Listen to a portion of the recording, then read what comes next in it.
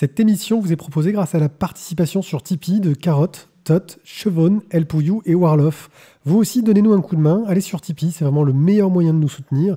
Sinon, parlez de nous autour de vous pour que les gens viennent nous écouter. La voix des... Il nous a fait nique à côté. Il y aura du montage en audio. Ça a fait quoi? Nique. Pardon. Ils m'ont perturbé. Il est pire que nous. Hein. Ouais. La Voix des Bulles présente le One A Club, le podcast BD bimensuel qui a des problèmes avec ses narines.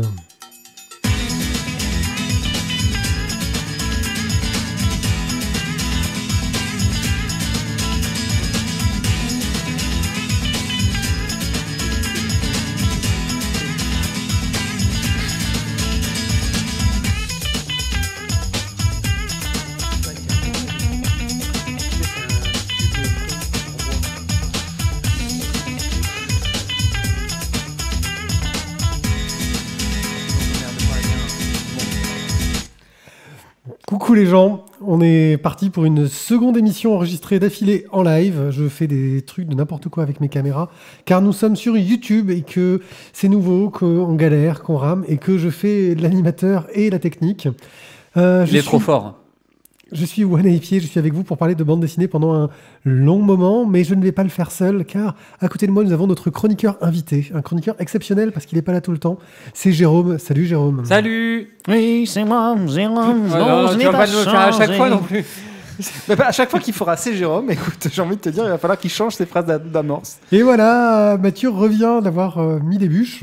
Oui, on n'a pas dit où. Voilà. Sa grosse bûche. Notre cher Charline Gals, professionnel. Salut Thio. Bonsoir. Et à côté, c'est Isaac. Oui, c'est moi Isaac, mais non, ça marche pas. Non, mais il n'y a pas de Voilà. Et non, ce n'est pas pour Narine Le Pen. On n'a pas de narine qui coule avec Madame Le Pen. On a juste la narine qui coule. Voilà, je vais encore être parti pour une émission très très difficile à encaisser parce que... Parce que Mathieu a sorti sa grosse bûche. On va commencer par une petite sélection de webcomics que je vous ai faite. Il y a plein de choses de qualité. Et ensuite, on part aux chroniques. Nous allons parler de Jamais, de Sous la Maison, du tome 8 de Écho Monde Miroir, et sans avoir parlé des 7 précédents tomes.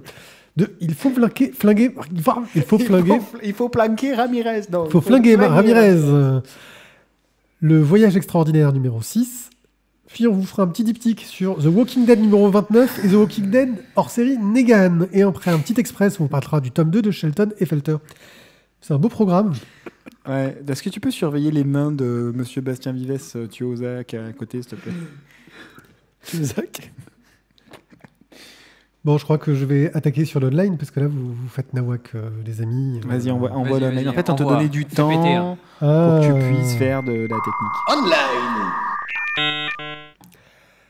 Alors, une petite sélection diverses et variées. On va commencer par État des lieux, une bande dessinée de JB dont j'avais parlé il y a très très peu de temps, dans laquelle il va nous faire un petit état de la bande dessinée et de ce que doivent...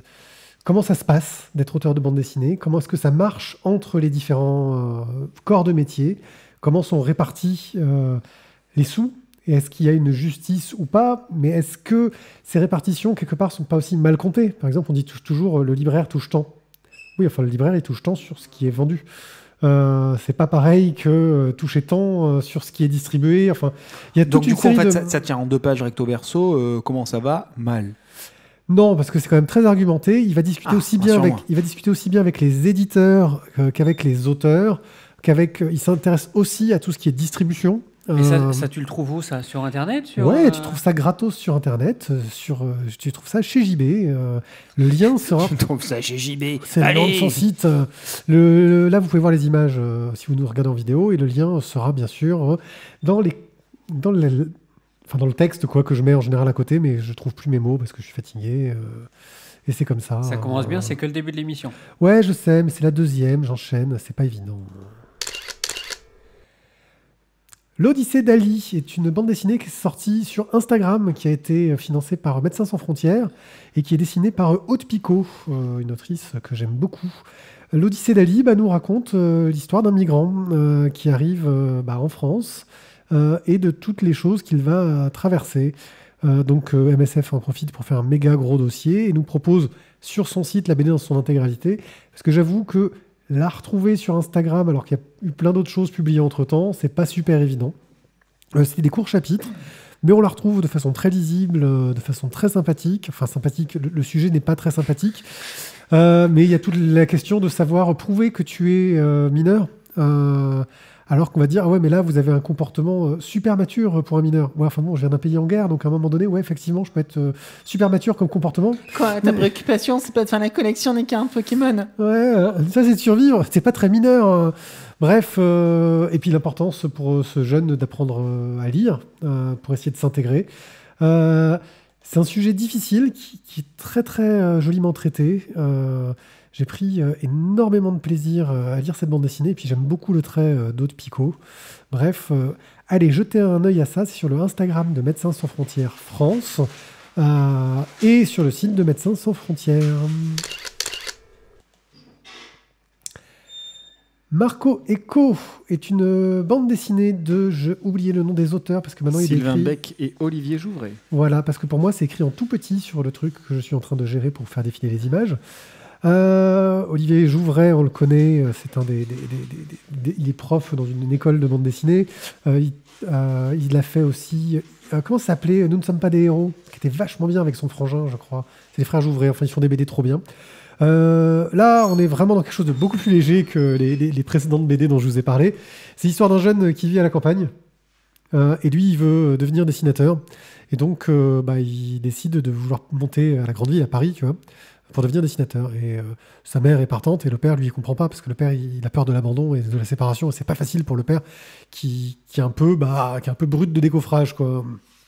Et le problème, c'est que pour partir à la ville, il va devoir s'installer chez sa grand-mère, donc la belle-mère du père un peu bourrin, qui pense que de toute façon, le fils, quand il va devoir arriver, il va devoir se laver parce qu'il vient de la campagne et que donc il doit puer parce que tous les bouseux comme son beau-fils, il pue, et qui va accueillir ce gamin-là. Et donc on va suivre un peu les difficultés de... Voilà, tu arrives dans l'école, tu regardes le travail des gars, tu fais... Oh, après 1 an, ils font ça. Jamais j'y arriverai.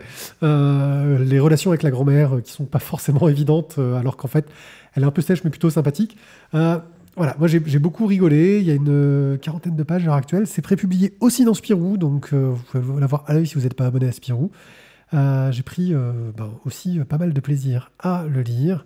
Donc Marco Eco, vous pouvez trouver ça, c'est sur un Tumblr. Et il y aura bien sûr le lien dans la description de l'émission. Petit chouchou, c'est Bruno Bellamy. Bruno Bellamy, c'est mon dessinateur de cœur. Je le suis depuis Cassius Belli, où il faisait les Bellaminettes. 1990. Oh oui.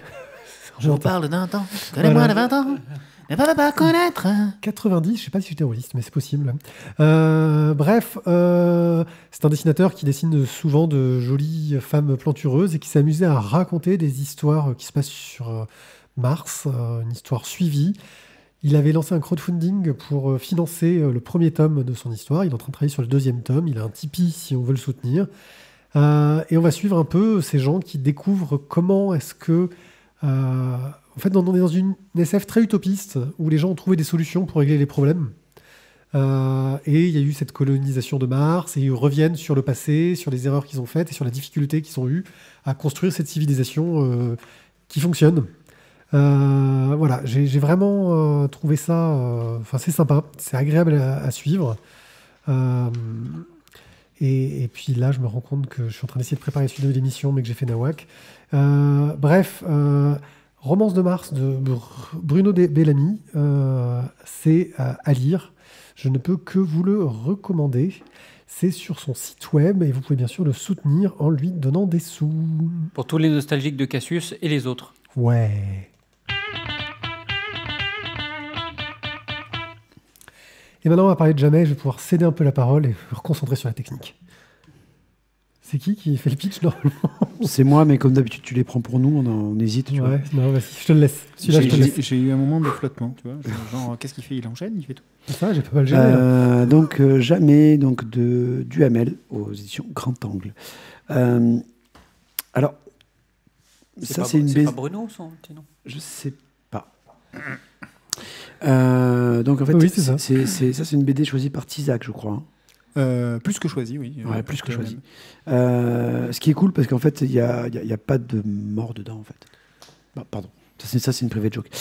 Donc, le pitch de Jamais, on se retrouve en fait dans un... On revient en fait avec nos petits coquillages, notre crêpe, notre petite bolée de cidre. On est voilà, sur une petite côte bretonne. Ou Attention, normande. attention, parce que là, on est plutôt attention. en Normandie. On non est clairement Excusez-moi, en Normandie. Je viens c'est bien de me couper la parole, mais je dis côte bretonne, normande. J'étais en train de dire normande quand vous êtes tous en train de Ah, me sauter à la gorge. pas du tout. Là, on t'est Oh, tombé il sur faut le se- rable. Parce que Il faut se fâcher avec personne. Donc on est en pleine côte normande. Donc, je répète, on était sur on imagine une petite côte bretonne normande, c'est ce que j'ai dit. Pas bretonne du tout. Non. Les intégristes, c'est chaud. quand même. T'imagines tout ce que je subis? Vas-y, poursuis. Non, mais tu sens les dissensions au sein du groupe quand même. Tu vois sur la Normandie, la Bretonie, c'est pas évident. Hein. Donc, sur une côte pourrie où il y a donc une mer On qui n'est pas au s'en pays va- du Mont-Saint-Michel, quoi. Vas-y, poursuis. Alors,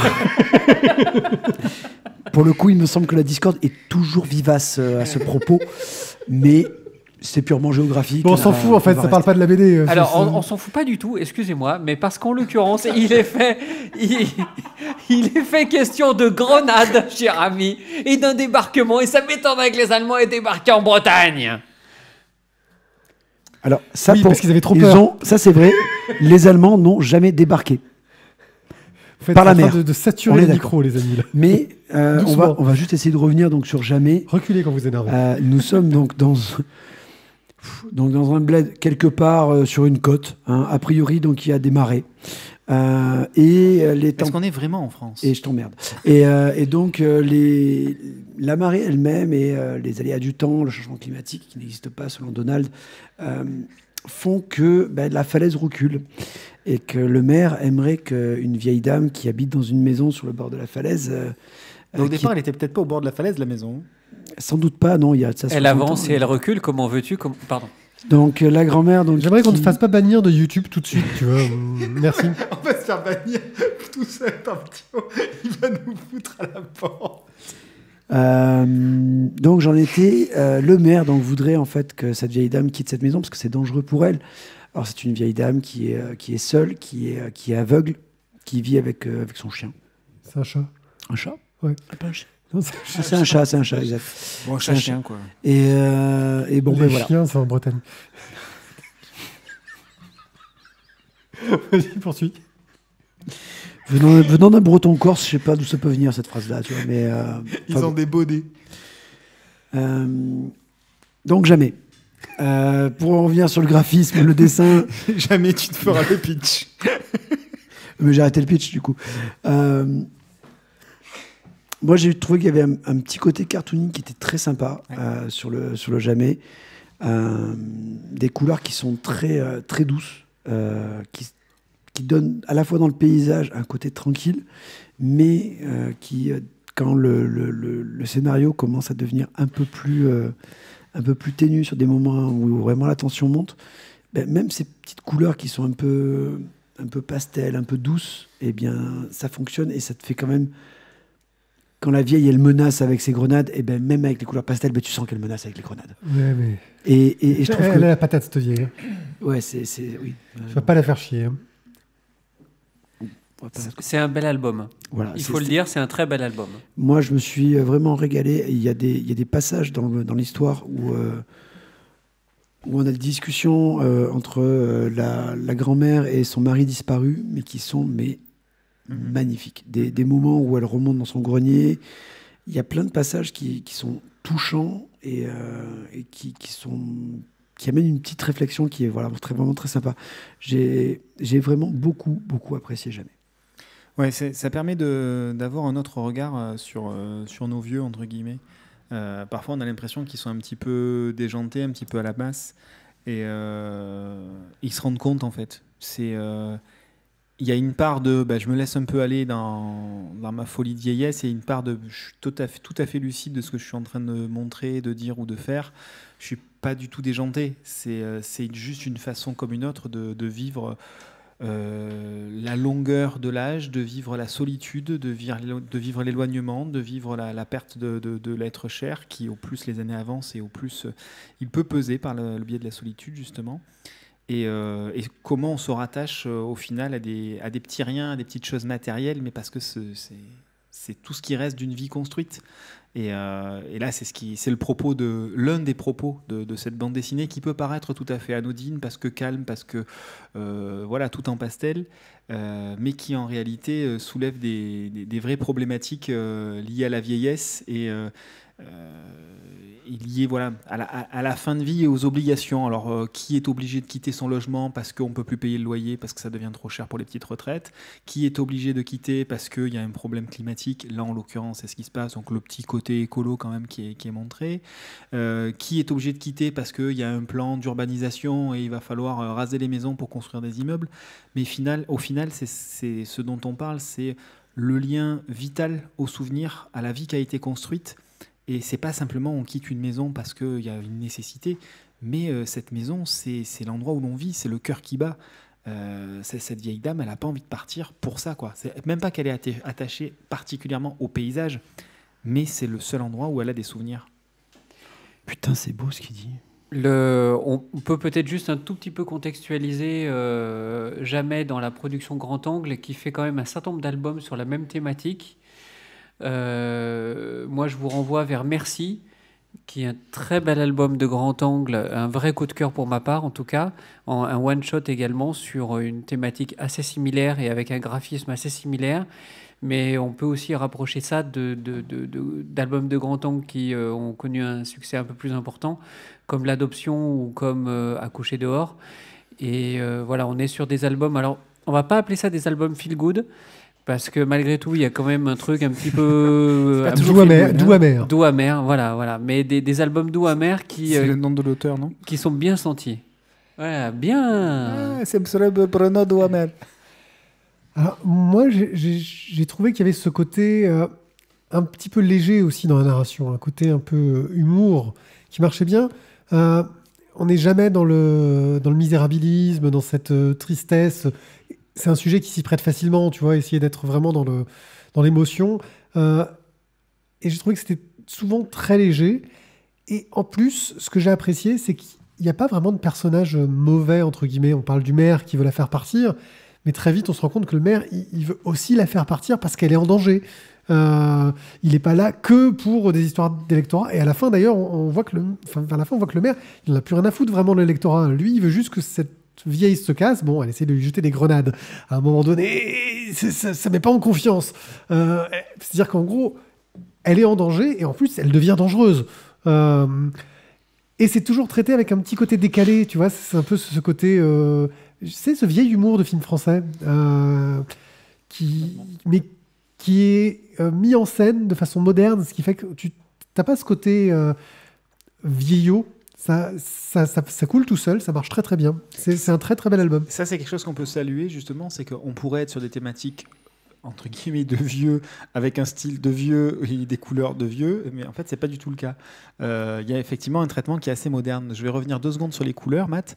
Très lumineux. Moi j'ai trouvé ça, voilà, c'est très lumineux, mais pas la lumière que l'on a chez nous dans le sud. C'est la lumière qu'on a sur les côtes bretonnes ou les côtes normandes. Cette espèce...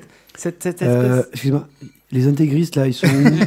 Tout le monde ferme sa gueule là. Dans les côtes normandes, on est bien d'accord, les côtes normandes, absolument. Là, plus personne ne dit rien. Voilà. Non, les côtes normandes. On a cette différence de luminosité. Nous, dans le sud, on a cette lumière qui est plus franche, qui est plus chaude. En été, elle est écrasante et elle blanchit. Là, la lumière qu'on a sur la Normandie-Bretonie, c'est quelque chose qui va effectivement venir... ne pas forcément relever toutes les couleurs, sauf après une pluie ou un truc comme ça, mais sinon, on va avoir ces couleurs un petit peu plus affadies, et je trouve que c'est bien rendu. On est dans cette ambiance-là. Les couleurs qui ont été choisies, les dessins la façon dont ça a été représenté, nous amène cette espèce de quiétude de ce genre d'endroit-là et de ces paysages-là, tels qu'on peut les avoir soit vécus, soit dans l'imaginaire collectif. Bon, c'est pas l'album du siècle non plus, hein. Moi, j'ai passé un très très bon moment. C'est un bel album. C'est pas, voilà, c'est un album léger. Ça peut être un coup de cœur, mais c'est pas l'album du siècle non plus. Non, c'est pas un album du siècle. Mais honnêtement, c'est très bien traité. Moi, j'ai passé un très bon moment. De faire disparaître un coup de cœur, toi là. Tu sens le stress. Hein. Et d'ailleurs, je tiens à remercier la BDRI d'Aix, en particulier Dali, pour m'avoir aiguillé sur ce bouquin. Bon, alors, est-ce que c'est un coup de cœur? Pour moi, oui. Après, ça n'engage que moi. Hein. Thio? Non, je regarde les autres au bout de la table, allez-y. Non, mais je t'en prie. Non, Je t'ai donné la parole. Arrête d'affiler les patates chaudes. Le tout mec, temps. il refile toujours la patate. Mais je assume veux, un peu. non, je veux la vie des bouts de la table. Ils Non, disent non. rien, ils se mouillent pas. Non, mais le normand. breton, il y a un breton et un normand là-bas. Et le breton corse, vas-y, envoie ton truc. Là. Donne ton avis. Hein Breton corse Non, je fais le dictateur, là. Je m'en fous. Je t'ai demandé ton avis, là. T'es lourd. Bon, on va avancer. Exactement. Bon, bah, là, on va pas pouvoir lui donner, là. Exactement. Bah, à cause de toi. C'est ça. Franchement, quand même. Tout de suite, tu vois, tu lui poses une question. Non, mais la vraie il- question, il c'est sait toi, pas. Pierrick, tu l'aurais donné? Ah, moi, oui, mais à cause de lui, il y sera pas. Tant pis, c'est pas grave. Ah, tu et vois. c'est toi qui fais le. C'est moi ouais. qui fais le truc. Mais en fait, non, je lui aurais pas donné de toute façon. Voilà. Tu vois, quel casse-couille. C'est moche. Mais par contre, je pense que le suivant, lui, il va faire débat. Ah, il va y avoir de la discussion dans sous la maison. Des hauts et des bas, ouais. Ah, donc c'est la 4e dimension en couleur, tu avais raison, Randall. C'est ça. En tout cas, ça pique aux yeux et des yeux, il y en a beaucoup. Donc, on est sur un album, vous l'aurez compris dès la couverture, totalement psychédélique. Qui est-ce qu'il a On l'a eu en SP celui-là. Oui. Voilà. C'est assez rigolo parce que je l'avais vu justement à la BNRI et vu qu'il était sous blister, j'avais déjà une pile bien chargée au niveau des bras par rapport à ce que je devais acheter. Je fais bon bah tant pis. La couverture me semble un peu space. Je sais pas trop à quoi ça va ressembler. Vu pour vous rappeler, vous donner le contexte, j'aime beaucoup le travail de David B par exemple. On peut être aussi dans des choses un petit peu délirantes comme ça de temps en temps. Et la couverture était vraiment psyché. Pourquoi pas? Et finalement, le bouquin est arrivé en SP. Bon. Je vais faire un petit pitch, mais je vous l'annonce tout de suite. À la fin, personnellement, j'étais très circonspect. À la fin du pitch ou à la fin de la lecture? À la fin de la lecture. Donc, on est dans une petite histoire où on a une jeune fille, Daisy, qui débarque en ville, dans une nouvelle ville. Et c'est une jeune adolescente, hein, elle est lycéenne, et elle a un petit peu du mal à s'intégrer dans sa nouvelle vie, dans son nouveau lycée, dans son nouveau quartier. Elle fait quand même la connaissance forcément de quelques filles de son âge, de sa classe, etc. Et elle en invite une à la maison, et elle lui fait partager son secret, son terrible secret. Le lave-linge de la maison est une porte dimensionnelle vers un monde totalement déjanté. Un monde aux couleurs féeriques. Alors, couleur féerique, c'est Bon, peut-être un aux peu... couleurs psychédéliques. Ouais, parce que là, non, pardon. là, c'est non. Aux couleurs psychédéliques. Tu vas Bref, trop loin. un endroit où le LSD Coule à flot. est directement dans l'air, en fait. Hein, ou En dans intraveineuse, je pense. en intraveineuse ou en arrivée directe dans la machine à laver. Quoi. Ou en suppositoire, c'est au choix. Non, il n'y a pas de sexe. Enfin, si, il y en a un peu quand même. Bref, c'est le parfait endroit pour se réfugier, pour s'évader quand on est une adolescente. Et avec un quotidien un peu compliqué, quoi. Et donc, le problème, c'est que maintenant qu'elle a invité une amie, qui est tenue bien sûr au secret, inutile de vous dire que les secrets entre adolescentes, ça fait long feu. Et donc, elle se retrouve assez vite débordée par la situation, avec beaucoup de personnes qui vont débarquer. Et le joli petit monde psychédélique de la machine à laver va se retrouver allègrement piétiné et les règles largement bafouées avec les conséquences que ça pourra occasionner. C'est comme avec les gremlins, ça. C'est ça. Il n'y a que Donc, 3 règles, mais personne ne les respecte. voilà pour le pitch général. Au niveau de la narration, accrochez-vous à votre slip. C'est tout ce que je peux vous dire. Accrochez-vous à votre slip. Donc c'est du noir et blanc, ou du bleu marine et blanc. C'est pas tout à fait du noir, en fait. C'est du presque noir et blanc. Et en contrepoint, on a du noir et multicolore. Ça, c'est pour le monde psyché. Pour le monde psyché, ou pour le retour du monde psyché, Ouais, où t'es ou encore un pour peu les dedans. conséquences du monde psyché. Bref, le reste des brumes LSD-esques qui nous restent et qui continuent d'envahir le cerveau. L'éditeur qui commet ça, tu l'as dit ou... C'est Anibis. C'est Anibis. Alors, je ne vais pas dire que ça commet. Je vais Oui, dire que ça C'est propose. très condescendant encore, ça. Hein. Oui, oui, absolument, c'était volontaire. Je vais dire que ça propose. Maintenant, j'ai réussi à trouver un propos pour le chemisier de Vives. J'ai du mal à trouver un propos pour Sous la maison. J'allais dire, t'es pas un vrai commercial, alors tu peux pas tout vendre. Je peux essayer. Hein. Je pourrais Alors, partir dans Pour un ceux débat. qui ne sont pas en live, le chemisier de Vives, c'était il y a 15 C'était l'émission c'était il y a précédente. 15 jours. Et pour ceux qui l'émission ne sont pas en live, effectivement.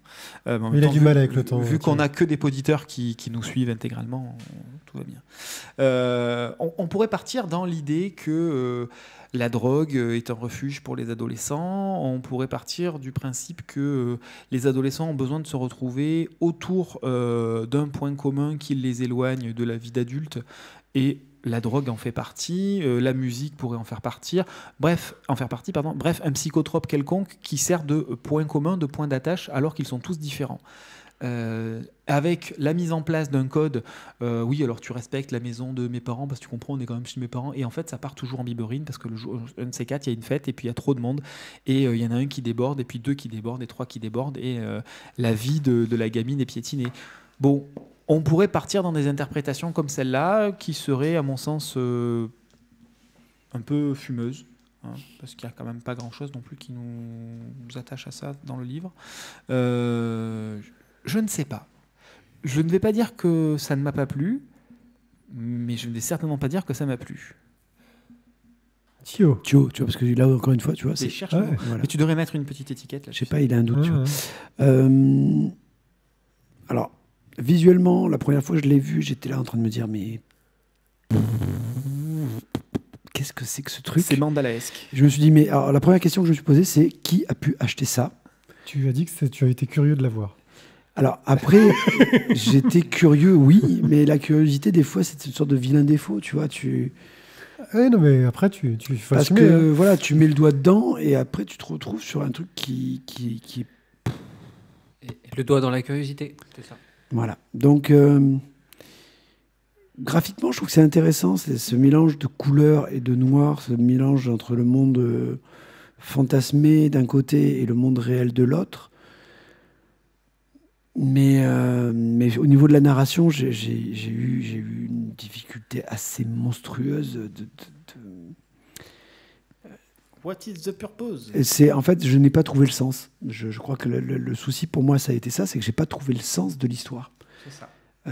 J'étais uniquement spectateur de leur délire et en fait, peut-être que si j'avais fumé un pet en même temps, j'aurais trouvé ça cool. Un gros pet quand même. Hein.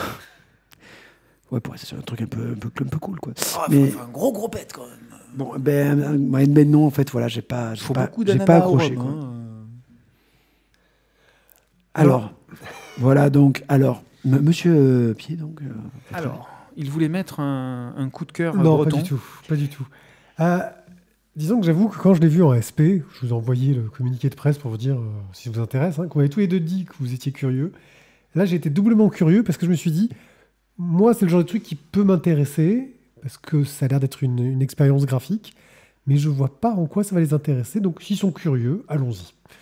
Sinon, je ne l'aurais pas demandé, en fait. En fait, on aurait pas dû être curieux. En fait, c'était nous l'expérience. La chronique, elle est sur nous. On se mise dans l'abîme. Pour moi, clairement, cette bande dessinée-là, l'histoire, on s'en fout. Ce n'est qu'un prétexte que l'auteur a trouvé pour faire une expérimentation graphique sur la forme, sur la couleur, sur comment est-ce qu'on va jouer sur la géométrie. Tu es en train de dire que le lave-linge n'est pas un sujet en lui-même. Non. Merde. Comment est-ce qu'on va jouer sur la géométrie? Comment est-ce qu'on va se faire se succéder des formes pour les faire évoluer et se modifier au fur et à mesure des cases? Pendant 96 pages, j'ai cherché le sens profond du lave-linge. Moi. Ouais. Ah non, mais graphiquement. Ça, par exemple. Mais oui, c'est ça. Oui, voilà. Exactement. On est vraiment sur de l'expérimentation graphique, une recherche purement plastique, en fait, qui, Mais c'est là que le Turbo Média aurait été intéressant. moi, ne me déplaît pas, parce que je trouve cette démarche intéressante, cette réflexion intéressante. Un jour, à un moment donné, il va travailler sur des formes pleines, il va essayer de travailler sur des reliefs. On voit qu'en plus, dans son monde, il essaie de créer une sorte de... Il se passe des choses, il y a des créatures qu'on attaque d'autres, il y a une sorte de vie qu'il a créée C'est là-dedans. Mais tout se joue sur plutôt une force de la perception. Et c'est aussi un moyen de montrer que, si tu regardes bien, son monde, il est froid, il est noir, il ne se passe pas grand-chose. Et dès que tu arrives dans l'autre monde, qui est psychédélique, mais qui est dangereux aussi, Ah oui. qui, est Il a pas- ses codes. Hein. qui a ses codes, et là, il s'amuse, et il va vraiment jouer sur, c'est utiliser, entre guillemets, l'art séquentiel pour faire des séquences de formes et de couleurs, et faire de l'expérimentation à ce niveau-là. Mais on est vraiment dans quelque chose de purement arty, on n'est pas dans quelque chose qui cherche à divertir, à donner du sens. On est dans une pure bande dessinée qui a une vocation artistique que je trouve pas inintéressante, mais on est très très loin des productions classiques. Et oui, effectivement, ça ne serait pas arrivé chez du Glénat. C'est ce genre de réflexion-là qui vont pouvoir amener le travail de personnes comme du Chris Ware derrière, ou comment il s'appelait on avait lu des trucs d'un autre auteur qui faisait des trucs un peu barrés aussi, mais qui était un peu plus narratif derrière. Mais voilà, c'est grâce à ce genre d'expérimentation-là que d'autres auteurs vont pouvoir se les approprier, les réexploiter, les réutiliser et apporter quelque chose de neuf qui va peut-être créer des futurs grands succès derrière. Maintenant, voilà, ça reste de l'expérience. C'est intéressant, mais c'est pas captivant non plus. Dans la production underground, vous pensez vraiment que ça se vend?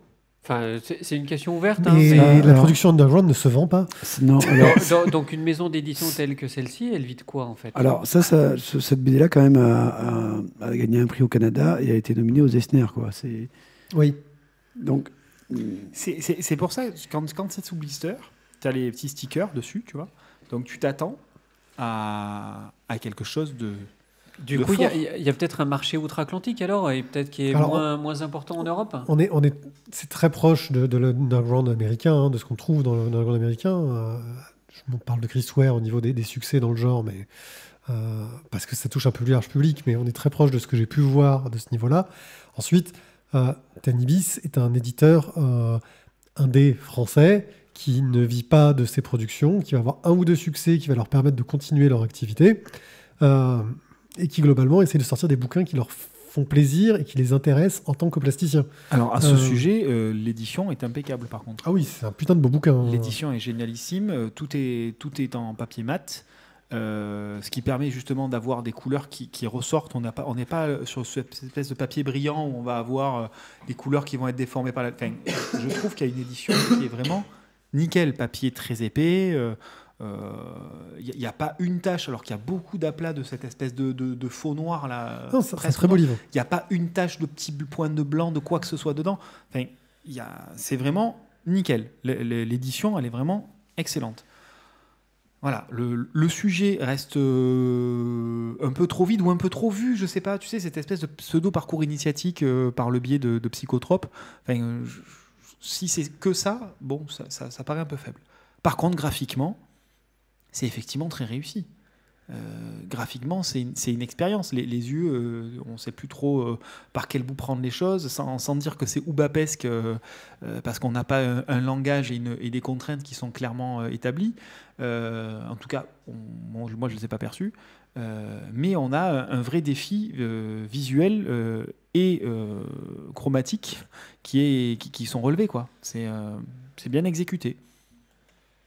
Voilà, mais comme je disais, on reste dans un côté un peu expérimental. C'est vraiment pas à la portée de tout le monde. Ça va vraiment être, ça va intéresser plus les curieux, les plasticiens, les gens qui s'intéressent aux arts plastiques, qui vont. Moi, je sais que c'est le genre de truc qui plairait à mon frangin, qui fait de l'art plastique, qui travaille sur ce genre de truc, qui va dire il y a un truc intéressant au niveau du travail des couleurs, de la rythmique, tout ça. Et ce que je dis, ça peut apporter. Ça peut amener vers d'autres œuvres qui seront plus grand public. Mais c'est vrai que pour le moment, ça, c'est pas du tout grand public. C'est vraiment pas à la portée de tout le monde. C'est une œuvre précurseur. On verra ce qu'elle donnera dans 10 ans. Voilà. On l'aura remarqué, messieurs, dames. On l'aura remarqué. Elle servira de colorimétrie pour les écrans. Voilà, c'est l'œuvre Spider. Allez, on arrive sur quelque chose d'un peu plus classique, on va dire. Avec Echo, Monde Miroir, le tome 8. Alors, ça, pour être classique, on est plus en classique. Ouais, mais comme on est des fous furieux rebelles, on n'a pas parlé des 7 précédents tomes. On se lance dans une série au tome 8 comme ça, comme des malades. C'était le tome 8 Oui. Ah merde. Ouais, c'est le tome 8. Ah, moi, j'ai pas eu l'impression qu'il y avait des trucs avant, en fait. Si, il y a plein de trucs avant. Alors, Echo, Monde Miroir est une série créée par Christophe Arleston avec Marbucci au dessin. Qui vise justement à ne faire que du one-shot. C'est clairement l'objectif. Ça suit quand même. Il n'y a pas vraiment d'évolution dans l'intrigue derrière. Enfin, c'est l'impression que ça me donne. Hein. Oui, peut-être que le premier tome va plus présenter les capacités des personnages, etc.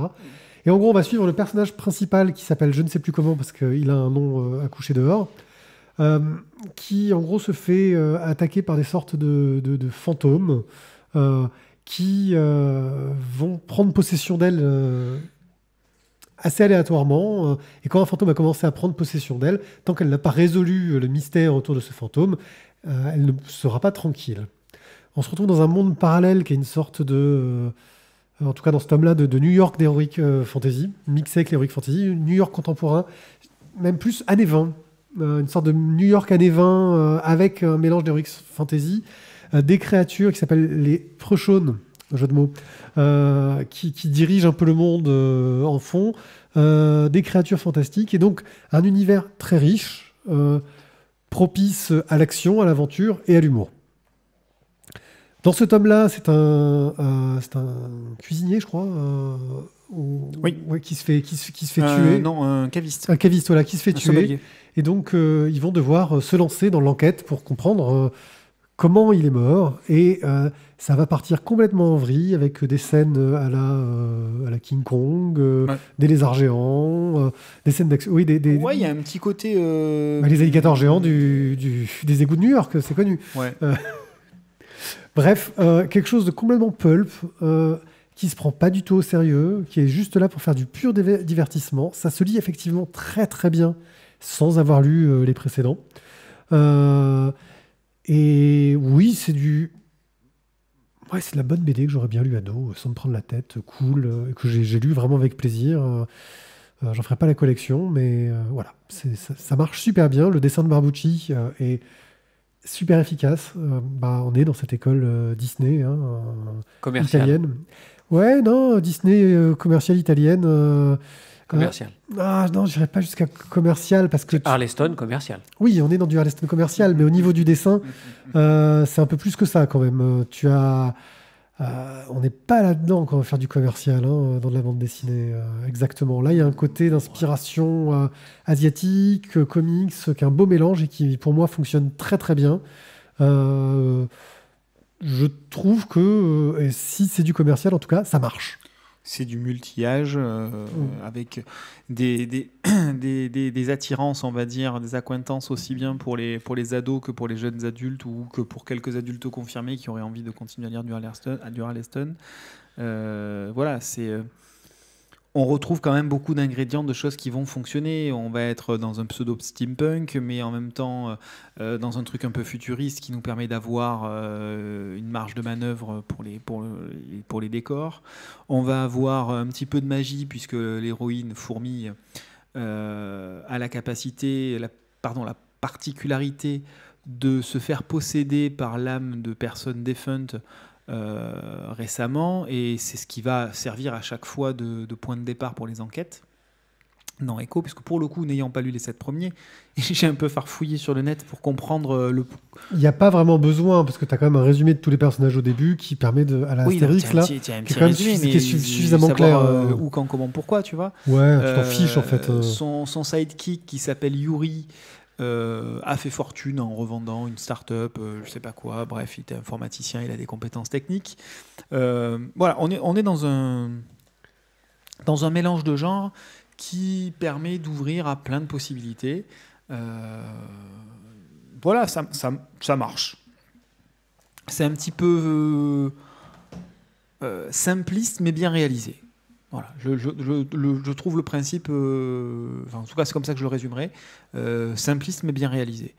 On a un peu les ficelles classiques, mais à l'arrivée ça marche. Moi qui ne suis pas du tout fan de ce genre de BD, je l'ai lu et j'ai passé un moment pas désagréable, quoi. Voilà, ça se lit assez facilement. Hein. Pour les amateurs d'Arleston, vous savez qu'il a quitté donc Soleil pour rentrer chez Bombou et pour créer une nouvelle collection qui s'appelle Drago. Et si vous voulez en savoir plus, vous pouvez écouter notre interview faite au Festival Quai des Bulles de Saint-Malo. Il nous explique tout ça. Et ben voilà. T'as vu un peu voilà, c'est pour ça que j'ai lu Echo, c'est parce que c'était sa dernière nouveauté. Il n'a pas totalement quitté Soleil, il continue à suivre toutes les séries autour du monde de Troyes. Il poursuit les séries en cours, il n'a pas quitté Soleil, il est juste allé se lancer dans de nouvelles aventures pour se lancer de nouveaux défis ailleurs, on va dire, où il aurait peut-être un peu plus de choses à dire. Pas de choses à dire de défis, 2019 pour les premiers BD dans la collection Draco chez Bambou. avec des auteurs de SF de malades qui vont bosser dessus. Voilà. Concernant le dessin, par contre, dessin bien réalisé et un petit coup de chapeau quand même pour les couleurs. Oui. Moi, c'est ce qui m'a quand même frappé en premier dans le tome. C'est extrêmement coloré. C'est très bien foutu. Il y a des éclairages qui sont Nolwenn Le Breton. Ouais, alors il faut dire à Soleil qu'il serait temps quand même qu'ils mettent le nom des coloris sur la couve. Bande d'enfoirés. Mais nous, on les cite systématiquement. Oui. Donc voilà, un petit coup de chapeau parce que les couleurs sont vraiment bien rendues. Thio, tu as quelque chose à rajouter? Non, juste, est-ce que le flux vidéo fonctionne toujours pour toi? Aurions-nous perdu le flux vidéo? Pour moi, il me dit que c'est censé à peu près marcher encore. Pour toi, c'est mort? Et sur YouTube, ça a l'air compliqué. Sur YouTube, moi, j'ai plus rien. Bah, je vais arrêter le streaming et le relancer. En espérant que ça règle le problème.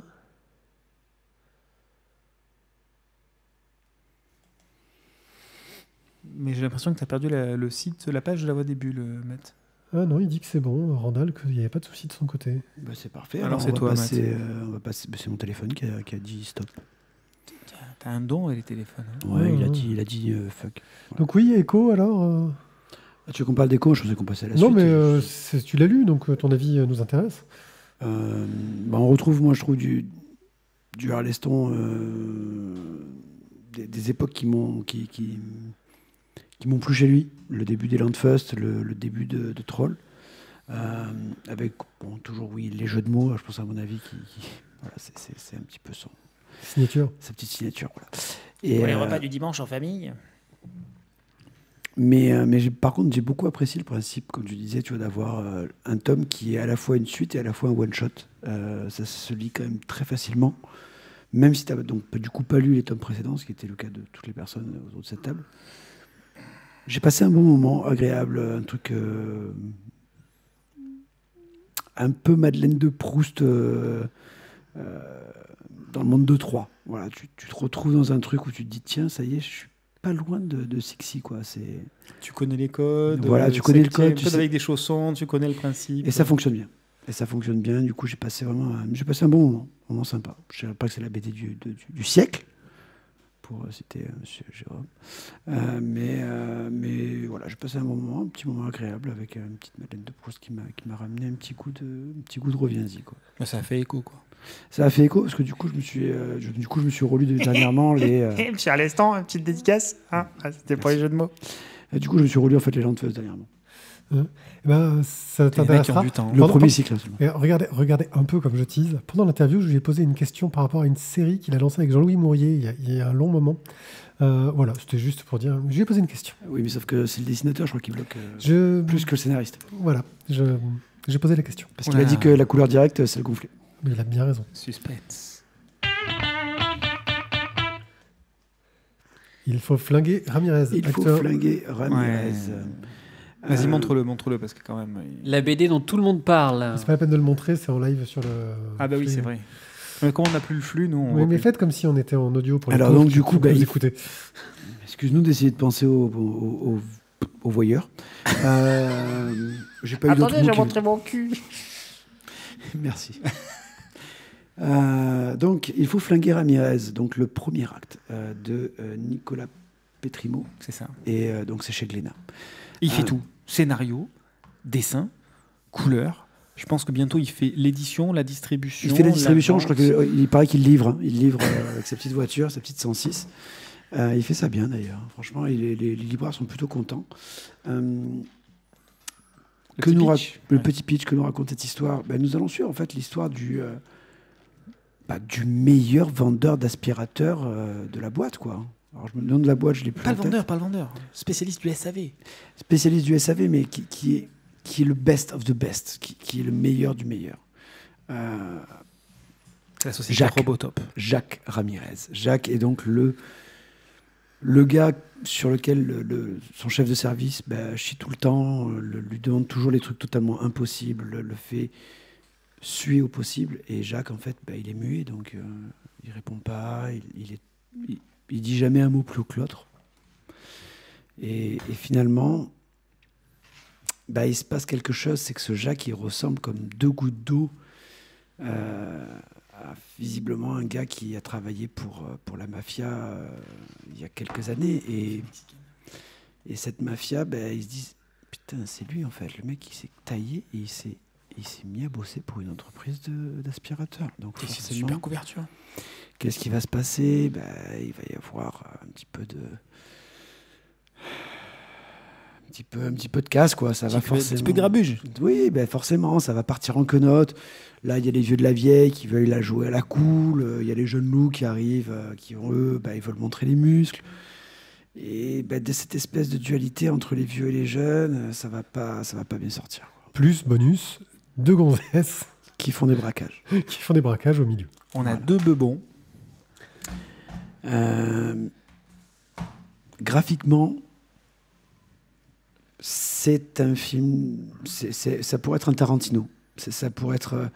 Alors, je sais qu'on s'est déjà fait taper sur le doigt par un dessinateur qui nous a dit ouais, mais ça veut rien dire. Ça fait un plan cinéma, mais ouais, mais moi, je veux dire, je me suis vraiment retrouvé dans le film. J'avais presque la musique des années 70, tu vois. J'avais Shaft. On nous a dit Rodriguez, hein, Randall Flagg nous a dit. Oui. On est c'est voilà. Et c'est totalement ça, quoi. Avec un scénario qui est très bien mené. Il y a beaucoup de rythme. Il y a des rebondissements dans tous les sens. On a des moments calmes, des moments trépidants. C'est une action de ouf. Et puis des trucs improbables. Des trucs improbables où tu te dis, mais attends, sérieux? Non, il va. Ah, il a fait. C'est excellent. Et voilà, non, c'est jouissif. J'ai pris un kiff de ouf, quoi. Et c'est très drôle en plus. Oui. Voilà.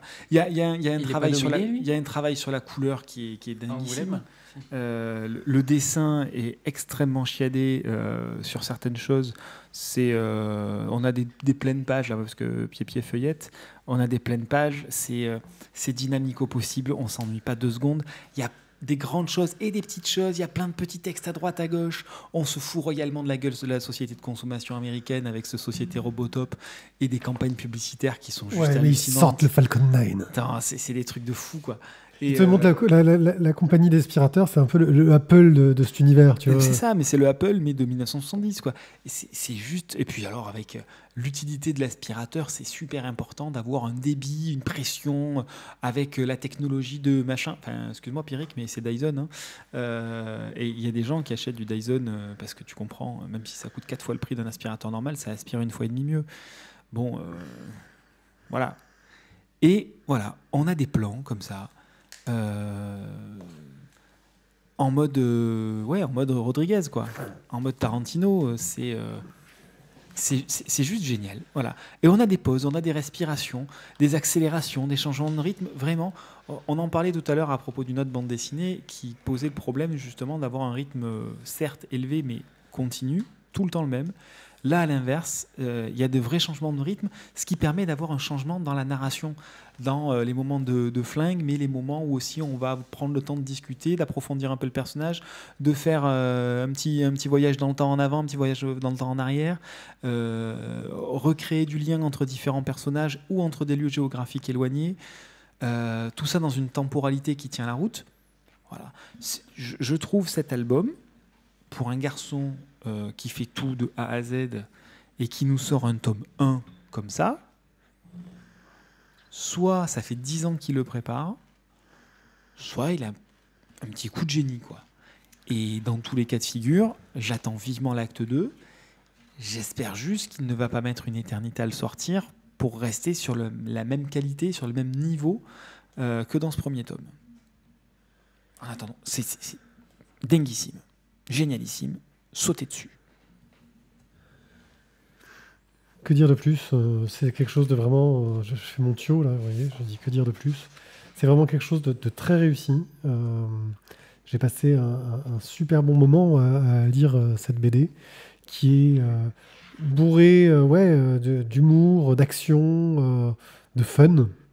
Un style graphique qui marche, et puis surtout une narration, une mise en scène. Un grand format. On est vraiment sur ce que j'appellerais de la BD américaine en grand format. En plus petit, ça marcherait pas. Il y a des pages où il y a beaucoup de cases. Oui. Euh, et ce format-là a été mûrement réfléchi. Je vais encore vous inviter à écouter une interview. Olivier Jalabert, l'éditeur, voilà. Donc sur les spéciales Quai des Bulles. Bref, il explique un peu tout ça, comme quoi au début, ça devait être quand même une publication conjointe avec IDW, éditeur américain. Et ça devait sortir au format fascicule. Et puis ils se sont dit, merde, l'album en France, on va pas le sortir en format comics parce que ça serait pas lui rendre justice. Et il marchera mieux dans un grand format. Ils l'ont sorti comme ça. Et quand ils ont envoyé les planches aux États-Unis, ils ont fait, ah non, mais on va aussi le sortir en album direct. Parce que ça marchera mieux aussi. Donc là, c'est l'équivalent de 3 fascicules qui sont réunis dedans. On attend la suite. Oui, moi, c'est bourré de ces références du cinéma bis que j'adore, que j'affectionne. Le côté un peu méta dans cet univers. Et puis bourré de petits clins d'œil, de petites choses vraiment réussies. De petits personnages secondaires qui traînent à côté, là, et qui font des petites remarques. C'est truculent, quoi. Manifestement, c'est tellement cinéma que vous avez l'affiche Ah oui, carrément. Ouais. du film, voilà, et que après vous avez le générique, C'est ça. le générique et les mentions légales à la fin. Donc, Avec là aussi des petites blagounettes qui traînent. si là c'est pas cinéma, on ne sait pas ce que c'est.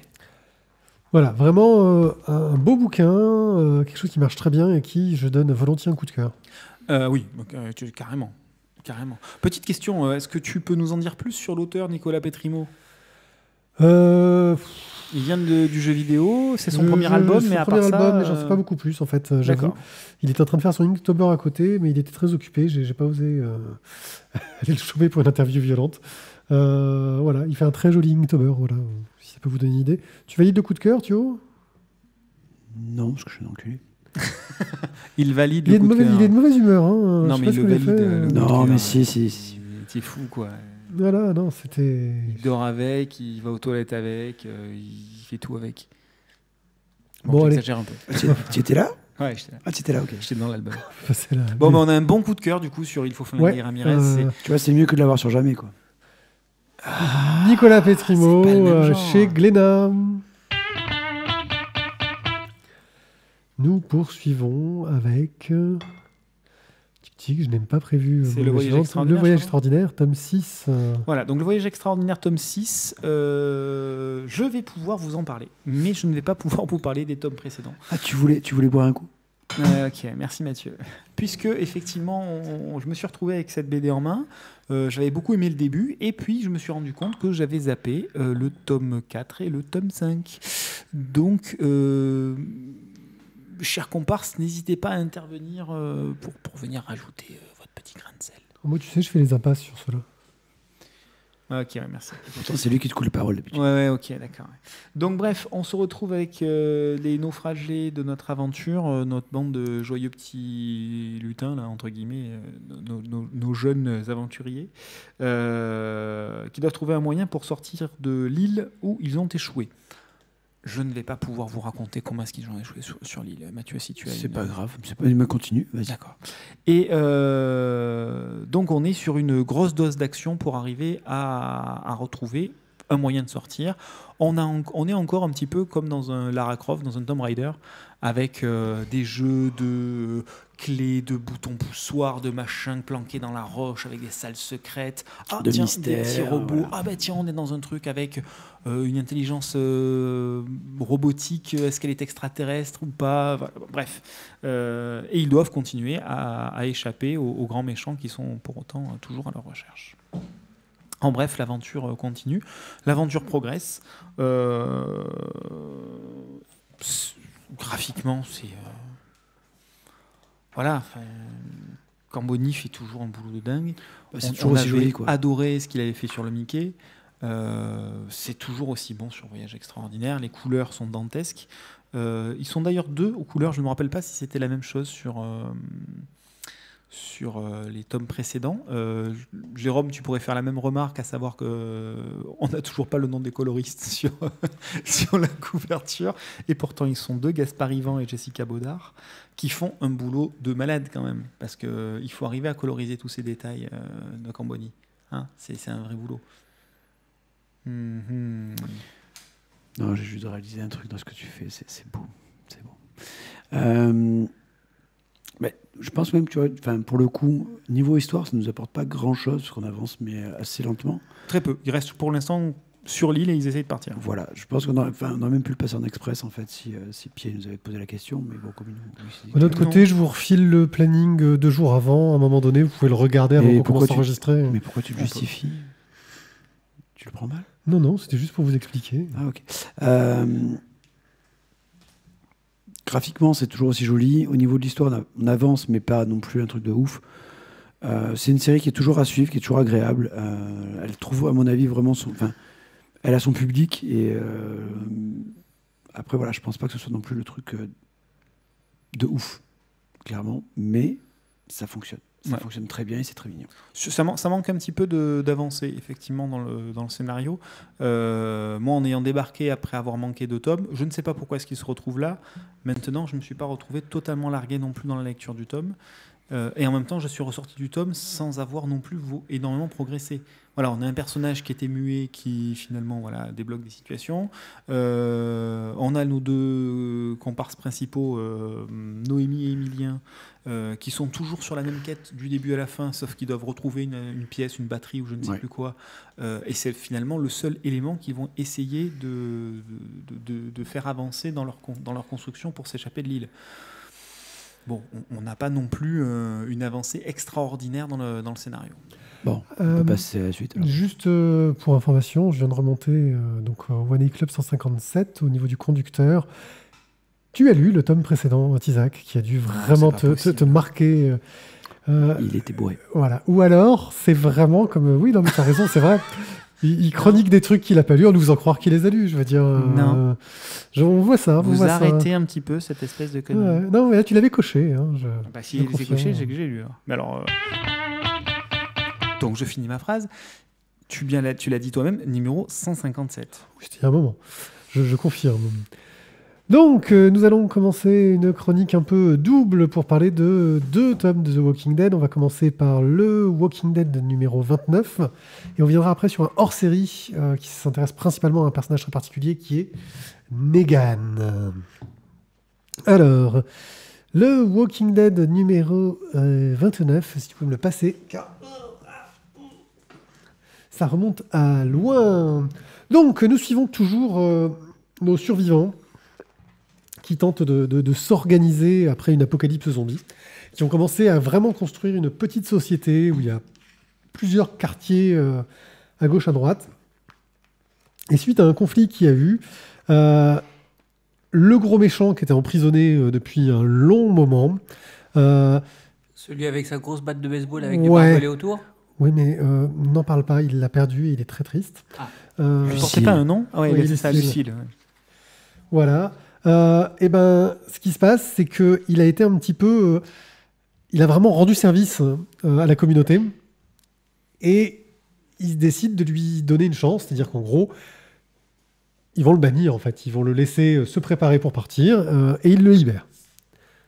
Voilà. Negan est libre. Et autant te dire qu'à l'intérieur de la communauté, c'est pas très très bien accepté parce qu'il y avait pas mal de gens qui ont été sous son emprise quand il était chef de sa propre communauté. Il y a pas mal de gens qui le détestaient et qui ne comprenaient même pas pourquoi est-ce qu'on l'avait emprisonné et qu'on ne l'avait pas tué. Et donc, on va voir un peu toutes les conséquences de ça. Et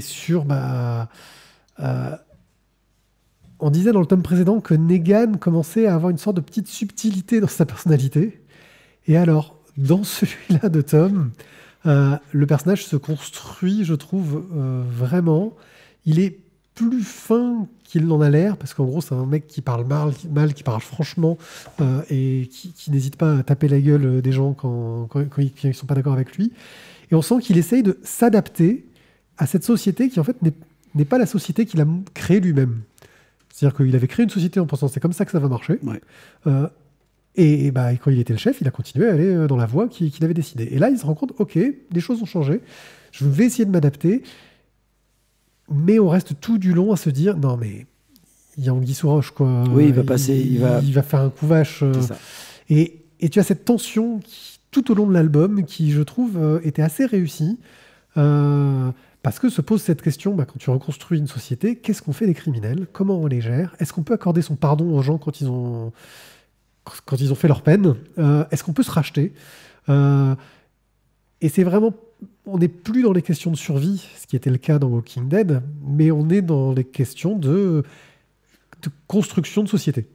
Alors ça fait longtemps, je pense qu'on a quitté. Oui, ça fait quelques tomes.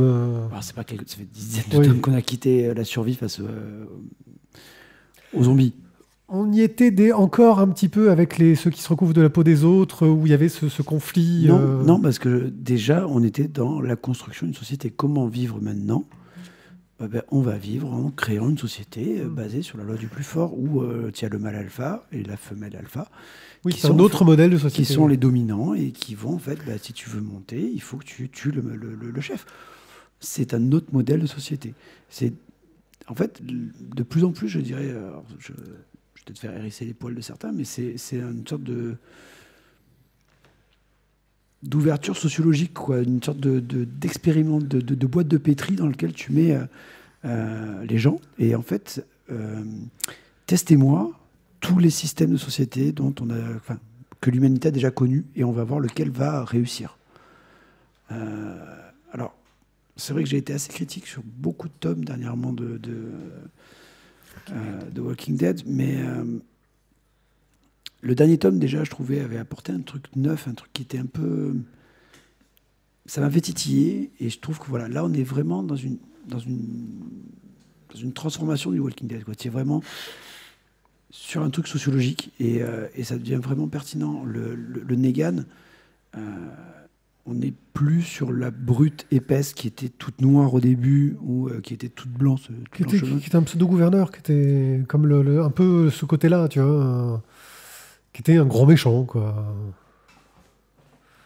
C'est comme ça qu'il était présenté au début. Alors, le gouverneur, il faisait passer ses lois que par la force. Negan, ce sera par la force, mais vous comprendrez après qu'en fait, j'avais raison. Le gouverneur, il s'en foutait raison. Dictateur. Non, parce que le gouverneur, lui, s'en foutait qu'il ait raison ou tort. C'était la loi, c'était lui. Alors que Negan, il te dit, oui, tu vas faire ce que je te demande, parce que sinon, si tu le fais pas, je te défonce. Mais ensuite, tu comprendras en fait que ce que j'ai fait, je l'ai fait pour ton bien. Oui, il croyait en ce qu'il faisait. Il pense qu'il y a un vrai but. Pour lui, c'est un chevalier blanc, Negan. Et là, dans ce tome-là, on a Negan, du coup, qui est banni et qui va avoir un questionnement sur lui-même, sur son passé. Et on rejoint, du coup, je pense qu'il faut les faire un peu en parallèle. Oui, c'est pour ça que je les ai mis les deux côte à côte. Le tome... avec transition. Le tome qui est donc le tome sur Negan, où il y a aussi une petite partie sur Michonne et sur le gouverneur. C'était des histoires qui étaient prépubliées dans d'autres magazines que Walking Dead, qu'on avait eu dans du magazine à côté. Et donc, du coup, cette histoire, eux, ils l'ont mis vraiment sur Negan, parce que c'est l'histoire la plus longue, mais qui raconte en fait qui était Negan avant l'arrivée des marcheurs, et qu'est-ce qui s'est passé, qu'est-ce qui l'a amené à construire son personnage du Negan avec la veste en cuir et la batte de baseball qu'on connaît depuis le début. Et oui, en fait, chaque personne qui a survécu à l'apocalypse a dû faire des choses, a dû construire une identité, a dû se construire une armure, ou a dû se dire, ok, mes valeurs, ça va être ça, parce que si je fais pas ça, je vais pas survivre. Et du coup, ce que je construis comme valeur, ça va être les valeurs de ma société, même si, au départ, c'est totalement à l'opposé de ce que j'aurais pu penser avant. Donc moi je me suis vraiment régalé sur les deux derniers tomes de Walking Dead, le petit bonus là sur les histoires de chacun. Oui, alors le Michonne, c'est une histoire qui avait été publiée dans Playboy. L'histoire du gouverneur, ça avait été publié dans Comic Book Legal Defense Fund, c'est le fonds pour aider les pauvres auteurs de BD, tu sais, comme ils ne possèdent pas les droits sur leur personnage et qui meurent de faim à la fin de leur carrière. Voilà. Et Tyrese était aussi dans le cadre d'un comic book gratuit ou en vente d'un point de vue caritatif. Mais oui, le personnage de Negan, avec ces deux tomes-là, je pense qu'ils ont fait le tour du personnage. Après, je ne sais pas trop s'ils vont pouvoir encore l'exploiter. Je ne suis pas sûr qu'il ait encore d'intérêt pour la suite. Alors, sans faire de spoil, mais... dans le tome 29 de Walking Dead, il y a quand même un passage où c'est pas spoilé, il a cassé Lucille dans le tome précédent, Elle est disparue. On sait désormais, avec le petit appendice, on sait ce qu'était Lucille. Mais surtout, Voici, il était tant attaché. voilà, mais surtout, c'est que là, il essaye d'en refaire une. Il essaye de redevenir le Negan, mais en fait, il s'aperçoit qu'il ne peut plus l'être. Pas parce qu'il n'a pas les gens qui le suivent, mais juste parce qu'en fait, il ne veut plus de ce système-là de vie, quoi. Et non, il reviendra. Et il reviendra, et je pense qu'il sera encore tout aussi intéressant. De toute façon, Rick, on n'a pas fini avec lui. Oui, oui, oui.